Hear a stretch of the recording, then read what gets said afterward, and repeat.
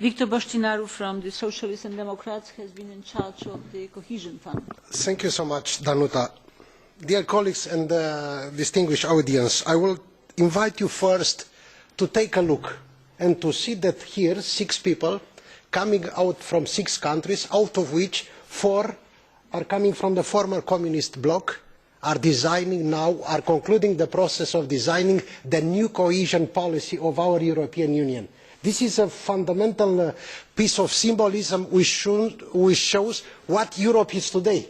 Politically, it's fundamental, even for those who consider that the European project failed or the European project has no future.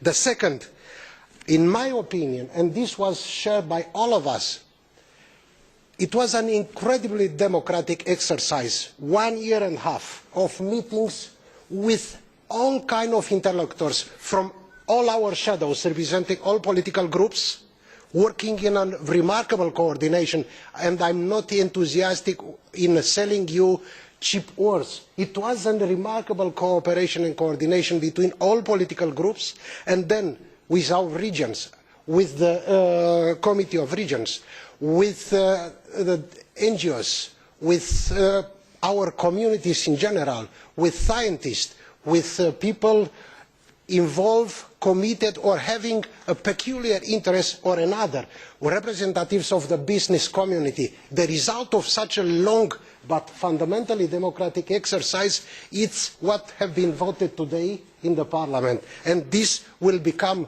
functional at January 1st, 2014. And for that I will first congratulate Constanze and Lambert, because they were designing and pressing and imposing compromises when very few were considering that this is possible, so to be adopted today in the Parliament.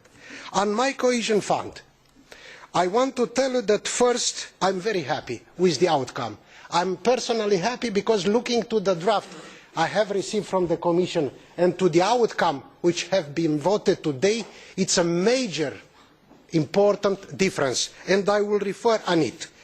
So 66 billion euros is more or less the total value of the cohesion fund.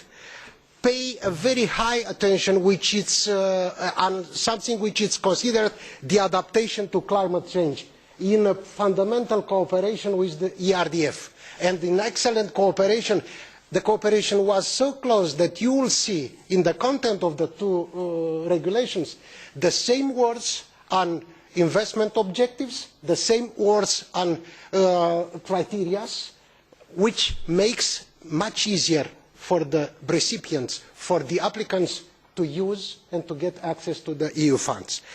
What is important for what I called before adaptation to climate change? First, investment for energy efficiency and use of renewable energy, which will be eligible, as my dear and distinguished colleague Jan Olbrycht just mentioned, buildings, public and private ones. This is fundamental because we have our EU 2020 strategy with climate change commitments. But do not forget, friends, we have here 40% of the energy consumption in the urban area and 36% of the CO2 emissions also located in the urban area and produced by public and private buildings. So it is important to tackle this aspect. The second, we have paid very high attention and we found solutions for the high efficiency district heating and cogeneration of heat and power, and even more, we have opened up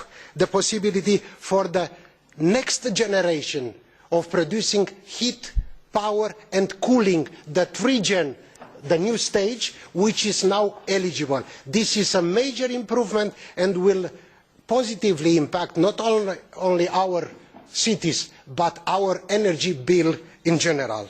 Then we have also found solutions to intervene on the water and waste sector, where it will be possible to invest not only to meet the Union environmental standards but to allow Member States to do and to impose, to build up even higher standard ones. Now it's possible and it's eligible. We also found solutions for the eligibility for soil protection and Natura 2000, next to the protection of biodiversity, the promotion of low carbon strategies for all areas.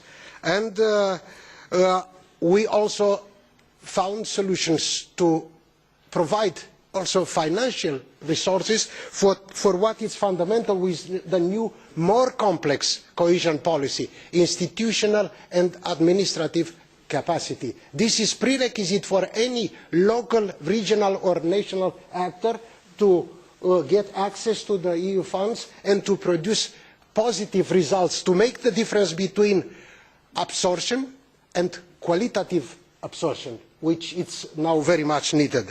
And finally, something which was in the beginning highly controversial, and there were so many people sceptical about the possibility to have it within the cohesion package, Connecting Europe facility.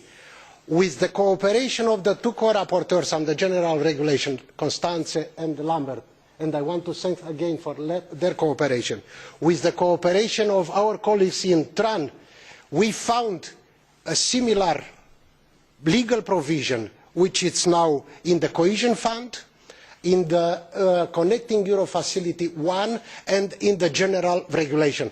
Based on such a strong guarantee, now the Connecting Europe Facility can be provided with the 10 billion euros from the Cohesion Fund, under the condition that the money will be kept within the national envelopes till December 2016, and then will be, if unspent, will be sent to the centralised management in Brussels. But we do hope, having in mind all those major improvements and many others which are to be also discovered by you, will produce benefits on the transborder dimension where usually the cohesion policy is not that present. I can only conclude by saying that usually the people consider us as abstract, distant from their daily life. The cohesion policy, as designed and adopted today, can make the difference and can impact positively the daily life of our European citizens. Thank you very much for your attention. Thank you.